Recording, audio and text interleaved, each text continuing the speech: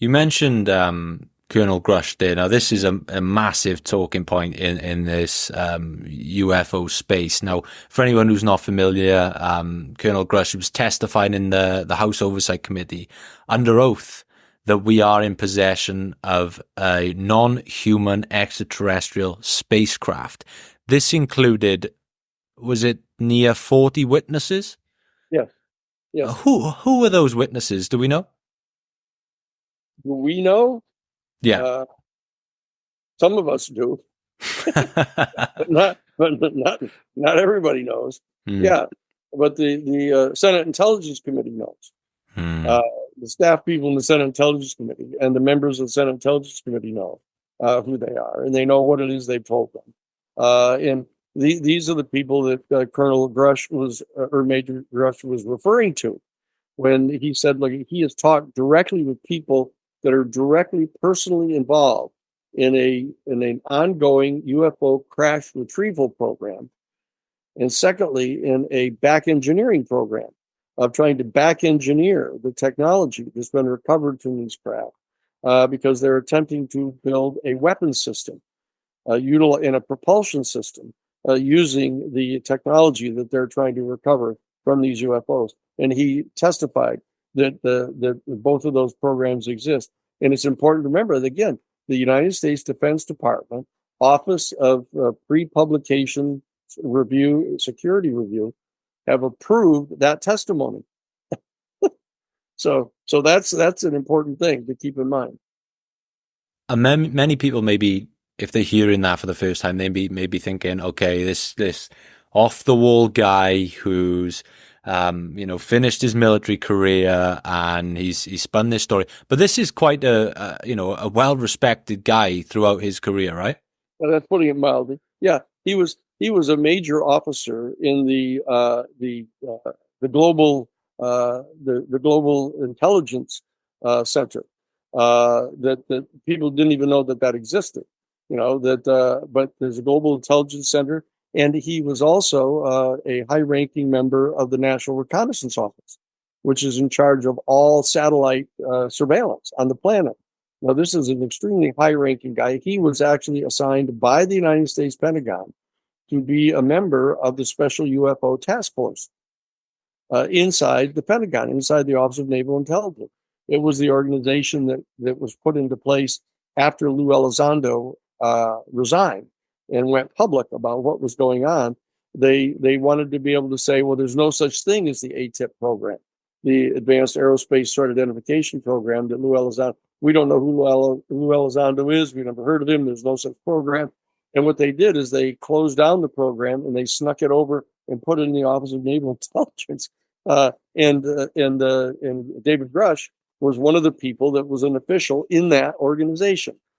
So when he came forward to testify to Congress, he was an absolutely authoritative, high-ranking official of the United States government that was testifying to that fact. It's also been said that off the back of this, that they're not only craft, but there are bodies that there have actually been DNA tests for. Yeah. Now, is that legitimate, or is that just a story I've heard? No, that's true. That they have the biologic, as he testified to under oath, that we are not only in possession of the non-human origin extraterrestrial spacecraft, but we're in possession of biologics, as he put it, that confirm that these are non-human occupants of the craft. So we've got a very respected guy coming out under oath saying that we have craft, that we have bodies, there's DNA tests. Now, what happens? It's important to say, we don't just have him coming out. What we have him is authorized by the United States Defense Department to testify under oath. And we have the United States House of Representatives approving his testimony and calling him to put it forward publicly to the American public and to the world. That's what we have. And it's more than just a guy coming out, So that's a whole set of official sanctions that are authorizing this testimony. So where does this stand currently then? Well, it stands that also you have the day after his testimony, the Senate Intelligence Committee by 17-0, with all Republican senators and all Democratic senators, all unanimously voting to send to the floor of the Senate a 64-page bill asserting in its findings that our United States government is in possession of myriad pieces of information about the UFO phenomenon, and that in non-intelligent or non-human intelligence, and it says it in the findings, and that they are setting up a controlled disclosure program to get this information rolled out to the American people and to the world over a 7-year period. I mean, this is extraordinary. This is another extraordinarily important step that was taken, and it passed virtually unanimous through the United States Senate.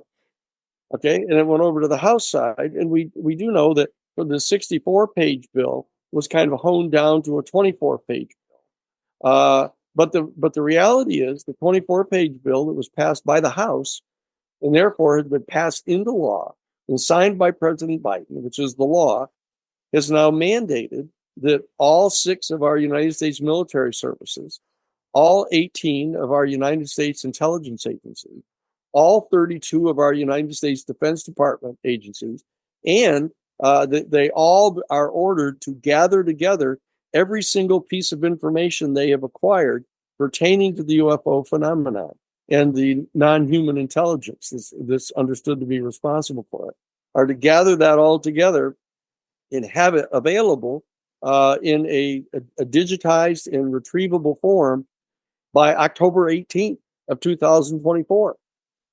So they said 300 days from the passage of the statute. The statute was passed on December 22nd of 2023.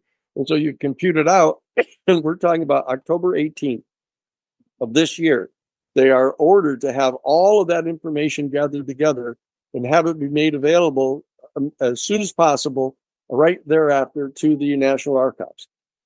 And all information that is more than 25 years old is to be released to the public, which covers Roswell, which covers Aztec, which covers, Project Blue Book, covers all 700 cases in Project Blue Book that were classified and were never acknowledged publicly. All of that information would be covered, and people don't realize that that's happening right now. All they do is they're wringing their hands saying, oh, there was a 64-page bill that would have set up an independent panel to review it all. But no, it got all stripped down to only 24 pages. People don't realize the 24 pages that got preserved are extraordinary in what's actually been passed and what's been mandated now. Thank you so much for watching. If you enjoyed that video, please subscribe to the Freedom Pack channel and consider clicking here to watch another video that I think you'll enjoy.